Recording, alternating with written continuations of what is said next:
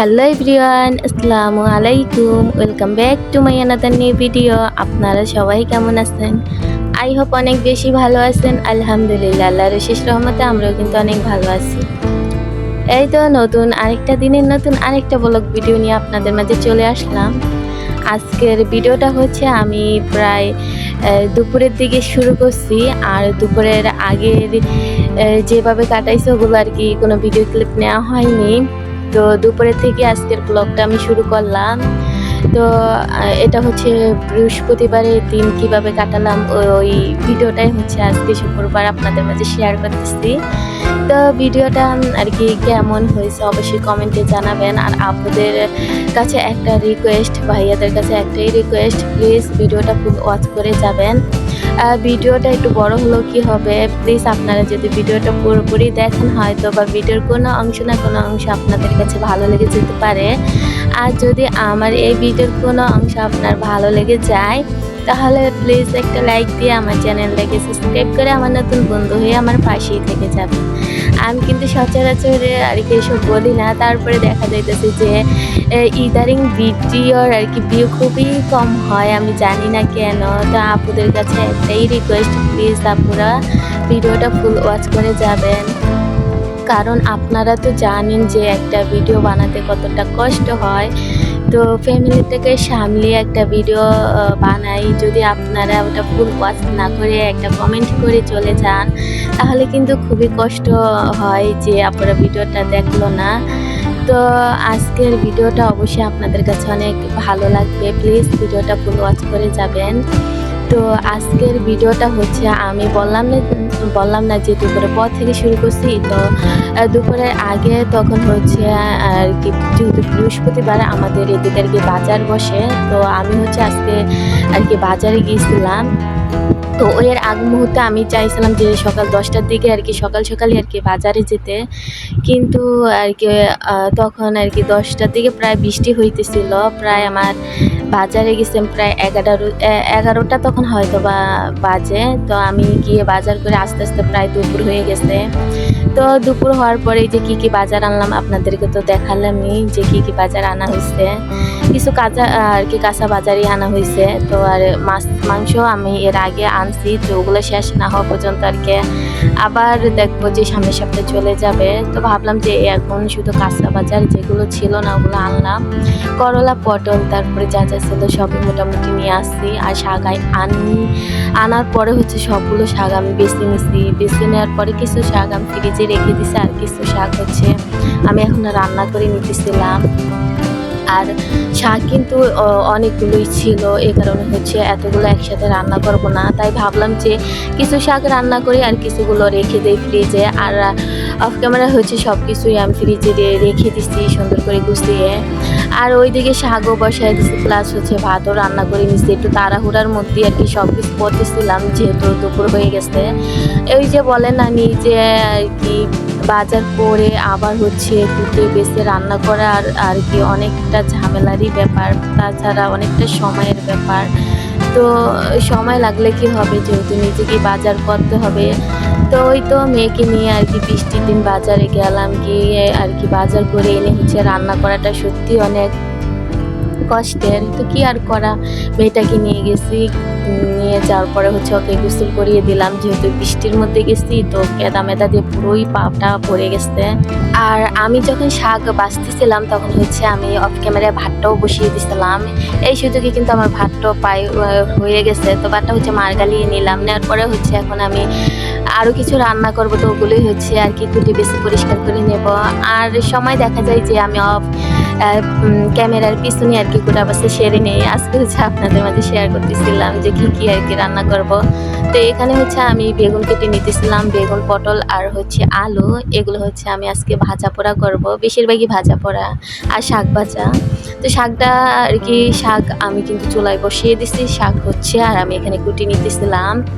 আর দেখেন বেগুন আনছে, বেগুনের মধ্যে হচ্ছে দুটোটার মধ্যেই পোকা, তো কিছু করার নেই, বেগুনে পোকা থাকবেই। হাজার আপনি যেরকম উপরে এত ফ্রেশ দেখতে অথচ ভিতরে বেগুনে পোক হবে, কিছু করার নেই। তো হচ্ছে যেগুলো রেখে যতটুকু রাখা চাইতেছিল ওটুকু রেখে হচ্ছে বাকিটুকু আমি ফালাই দিতেছিলাম। আর বেগুন কিন্তু এমনিতে আমার কাছে ভাজা খুবই ভালো লাগে, কিন্তু রান্নার থেকে ভাজাটা ভালো লাগে বেশি। আর এই বেগুনটা হচ্ছে ভাজলে কিন্তু বেশি মজা হয়।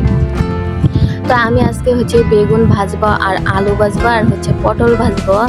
আর এগুলো হচ্ছে আমি কিন্তু বিকালের জন্য রান্না করতেছিলাম, কারণ আমি সকালে যেহেতু রান্না করি সকালে আর দুপুরে খাওয়া হয়ে যায়।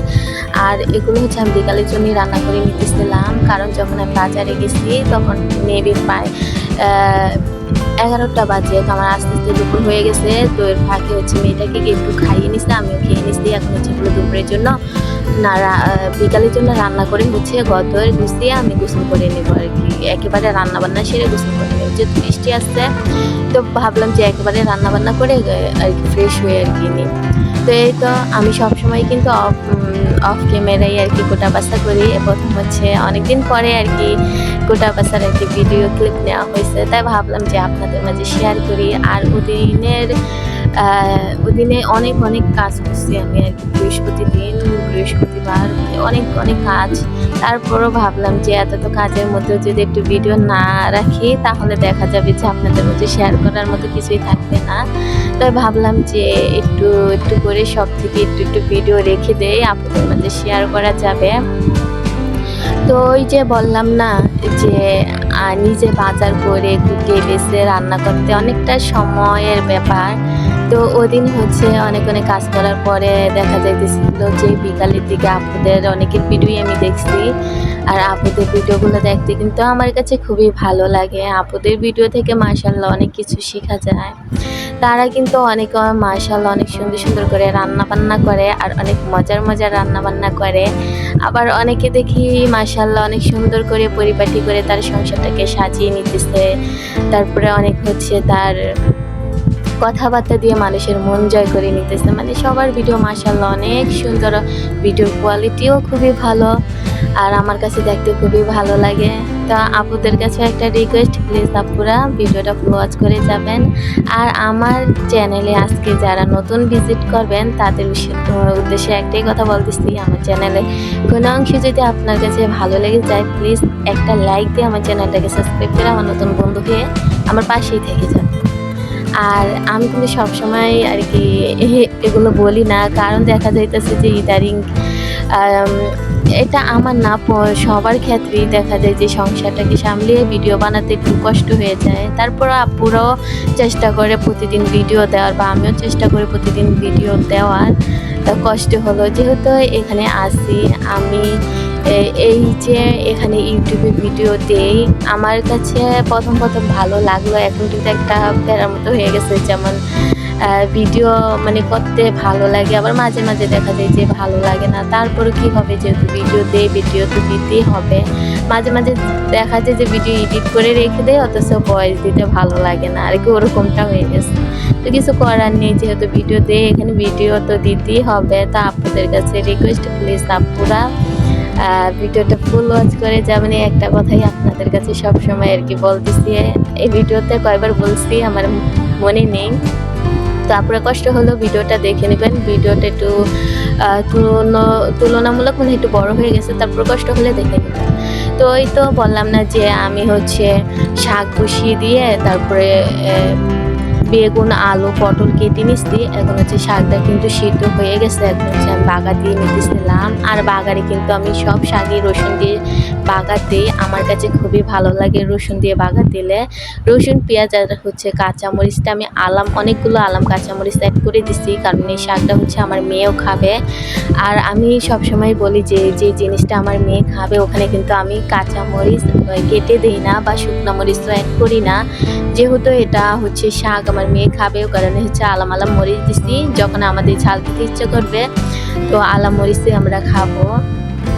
তো এই তো আপনাদের সাথে কথা বলতে বলতে আমার শাক রান্না শেষ। এখন হচ্ছে আমি ওই যে আলু পটল তারপরে হচ্ছে বেগুন এগুলোর মধ্যে হলুদ মরিচ মাখিয়ে এখন হচ্ছে বেছে নেবো এক এক করে। আর আমি বললাম না আজকে সব হচ্ছে বিকেলে ভাজা পড়া, যেমন আলু ভাজা, বেগুন ভাজা, পটল ভাজা, তারপরে হচ্ছে শাক ভাজা। আর লাস্ট হচ্ছে আমি অনেকগুলো পেঁয়াজ আর কাঁচামরিচ এক করে আর কি ভেজে নেবো, কারণ কাঁচামরিচ আর পেঁয়াজ ভাজা পড়া দিয়ে কিন্তু খেতে বেশি ভালো লাগে, ওই কারণেই হচ্ছে লাস্টে আমি ওগুলো ভেজে নেব। এই তো আগে হচ্ছে আমি বেগুনগুলো ভেজে নেব। আর বেগুন এভাবে ভাজলে কিন্তু সত্যি অনেক বেশি ভালো লাগে আমার কাছে খেতে। আর আমি কিন্তু ওই যে লম্বা বেগুনগুলো যেগুলো কালো হয় ওগুলো হচ্ছে ভর্তা বা রান্না করলে ভালো লাগে, ওগুলো কিন্তু ভাজলে ভালো লাগে না। আর এই যে যেই বেগুনটা আমি এখন ভাজতেছি এটা কিন্তু ভাজলেই বেশি ভালো লাগে, এটা আবার রান্না করলে ভালো লাগবে না। তো যেই বেগুনের আর কি যেরকম স্বাদ, তো এই বেগুনটা ভাজলে ভালো লাগলে ভাজলে আর কি অনেক বেশি ভালো লাগে। আর ওটাও হচ্ছে রান্না করলে ভালো লাগে কিন্তু ভাজলে ভালো লাগে না। তো যে বেগুনের যেই স্বাদ, তো এটা হচ্ছে ভেজে খাওয়ার জন্য আর কি আমি কিনে আনছি। তো আপনাদের সাথে কথা বলতে বলতে কিন্তু অনেক কাজকর্মই আমি আর কি করে নিতেছিলাম। আর এই যে বললাম না যে সারাদিনের আর কি টুকিটাকি মুহূর্তগুলোই আমি শেয়ার করি, কারণ সব কিছু শেয়ার করা আসলেই সম্ভব হয় না বা হয়ে ওঠে না। কারণ এই যে দেখেন আজকে হচ্ছে আমি সব কিছুরই চেষ্টা করছি একটু একটু করে ভিডিও ক্লিপ নিতে।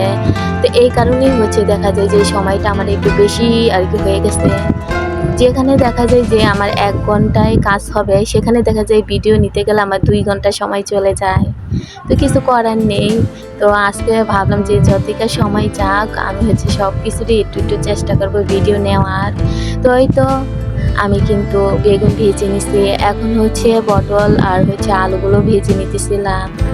তো কি আর করার, যেহেতু ভাবলাম যে সব কিছুরই একটু একটু করে ভিডিও ক্লিপ নিব, তো হচ্ছে আমি এখানে পটল আলু ভাজার পরে ভাবলাম যে এরপরে হচ্ছে আমি রুমটাকে গুছিয়ে নেব। তো ভাবলাম যে এগুলো ভাজার পরে যদি একটু সুযোগ পাই তারও একটু ভিডিও ক্লিপ নিয়ে হচ্ছে আপনাদের মাঝে শেয়ার করব। আর দেখেন এই যে বললাম না হচ্ছে সর্বশেষে মানে লাস্টে হচ্ছে আমি কতগুলো পেঁয়াজ আর কাঁচামরিচ ভেজে নেব ওই বেগুন ভাজা আলু ভাজা দিয়ে খাওয়ার জন্য। কারণ এই পেঁয়াজ ভাজা দিয়ে খেতে কিন্তু বেশি ভালো লাগে। সত্যি কথা আমার কাছে পেঁয়াজ কাঁচামরিচ এভাবে ভেজে হচ্ছে ভাজা পোড়া দিয়ে খেতে অনেক বেশি ভালো লাগে। তো এই তো আমার রান্না বান্না কিন্তু শেষ। তারপরে হচ্ছে আমি আর কি রুমটাকে গুছিয়ে নিতেছিলাম, নেওয়ার পরে হচ্ছে রুমটাকে আর কি মুছে নেব। রুম মোছার আর কি কোনো ভিডিও আমি কোনো সময় শেয়ার করি না, কারণ রুম মোছার টাইমে আর কি একটু তাড়াহুড়া করতে হয়। তো ওই কারণেই হচ্ছে আমি রুম মোছার ভিডিও না নিতে পারলে কি হবে, রুমটা ঝাড়ু দিয়ে হচ্ছে নিতেছিলাম। আর আমি একটু আর কি তাড়াহুড়াই করতেছিলাম, কারণ মানে কারেন্ট বারবারই যে মানে অনেকক্ষণ গিয়ে থাকতেছিল। কারেন্ট চলে গেলে তো আপনারা জানেনই যে পানি নিয়ে কতটা কষ্ট করতে হবে। তো আমি হচ্ছে রুমটাকে ঝাড়ু দিয়ে ঘরটাকে মুছে হচ্ছে পানি রেখে দিতেছিলাম, কারণ কারেন্টে চলে গেলে হচ্ছে অনেকক্ষণ পরে আসলে দেখা যায় যে পানি থাকে না। তো এই কারণে হচ্ছে যেহেতু বাচ্চা আছে রুমে, তাছাড়া একটা ফ্যামিলিতে অনেক পরিমাণে পানি কিন্তু প্রয়োজন। আপনার অনেক কিছু থাকুক আর না থাকুক, পানিটা কিন্তু অলমোস্ট রুমের মধ্যে থাকা প্রয়োজন।